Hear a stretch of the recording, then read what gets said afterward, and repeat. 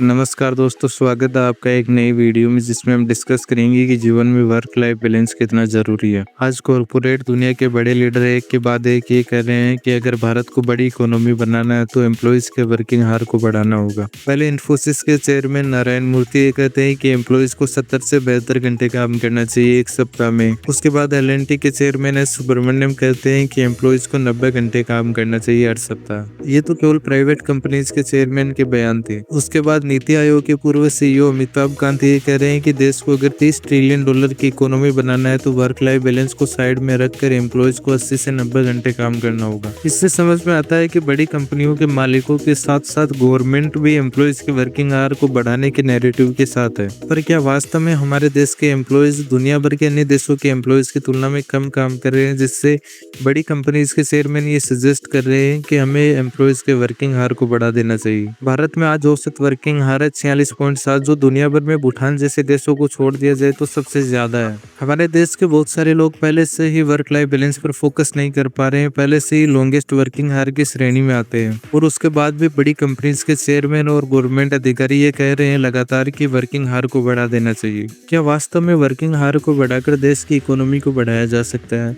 ये बात उन देशों के लिए सही भी हो सकती है जहां लेबर की शॉर्टेज है, पर भारत में तो पहले से ही बेरोजगारी अपने पीक पर है। भारत में लेबर की शॉर्टेज तो बिल्कुल भी नहीं है, इसलिए आप 15 घंटे काम करने वाले एक एम्प्लॉय की बजाय अगर 8-8 घंटे काम करने वाले 2 एम्प्लॉयज रखते हैं तो ये अर्थव्यवस्था के लिए ज्यादा बेहतर होगा। किसी भी देश में इकोनॉमिक ग्रोथ स्ट्रक्चर रिफॉर्म और वेल्थ के इक्वली डिस्ट्रीब्यूशन से आती है, न कि एम्प्लॉयज को शोषित करने से। दुनिया भर में कौन सा ऐसा देश है जो अपने एम्प्लॉयज को शोषित करके आगे बढ़ा है? देश की बड़ी कंपनीज के चेयरमैन जो वर्किंग आवर को बढ़ाने की वकालत कर रहे हैं, उससे देश का कोई फायदा नहीं होने वाला है। हो सकता है इससे उनकी वेल्थ बढ़ जाए। किसी और के लिए काम करने से लेबर की वेल्थ नहीं बढ़ेगी, जिसके लिए वो काम कर रहे हैं उसकी वेल्थ बढ़ेगी। अगर देश की अर्थव्यवस्था को वास्तव में आगे बढ़ाना है तो देश की काम कर सकने वाली जनता की स्किल और प्रोडक्टिविटी पर फोकस करना होगा, न कि उन्हें जानवरों की तरह ट्रीट किया जाए और उनसे 15-15 घंटे काम करवाया जाए। ये जो 80 से 90 घंटे काम करने की कल्चर की वकालत की जा रही है, ये एम्प्लॉयज को शोषित करने के तरीके के अलावा कुछ भी नहीं है।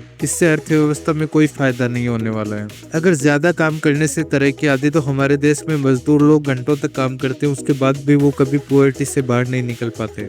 वो जितने घंटे काम करते हैं उसके हिसाब से उन्हें तनख्वाहें नहीं मिलती है। अगर आप पिछले 5-6 सालों में सैलरियों की ग्रोथ पर फोकस करो तो आप पाएंगे कि सैलरियां महंगाई के बराबर भी नहीं बढ़ पाई है। महंगाई अगर 5 गुना बढ़ी है तो सैलरियां सिर्फ 20% बढ़ी है और कॉर्पोरेट मुनाफा लगातार बढ़ता जा रहा है। वैसे कोविड के बाद लोगों में वर्क लाइफ बैलेंस को लेकर कुछ चेतना जागृत हुई है। लोगों ने अपने मेंटल हेल्थ को प्रायोरिटी देना शुरू की है, परिवार के साथ रहने को प्रायोरिटी देना शुरू की है, अपनी हॉबीज को परस्यू करने को प्रायोरिटी देना शुरू की है। जैसे ही जेन जी ने वर्क लाइफ बैलेंस की मांग करना शुरू की है, हर 7 में से एक कंपनी जेन जी को हायर ही नहीं करना चाहती है। इसका मतलब है कंपनीज का एक ही उद्देश्य है, वो आपसे ज्यादा से ज्यादा काम करवाना चाहती है और लो वेजेस पर काम करवाना चाहती है। जैसे उनके सामने वर्क लाइफ बैलेंस की बात रखी जाती है तब वो देश को बीच में ले आते हैं कि देश को ग्रो करना है तो हमें ज्यादा से ज्यादा घंटे काम करने की जरूरत है।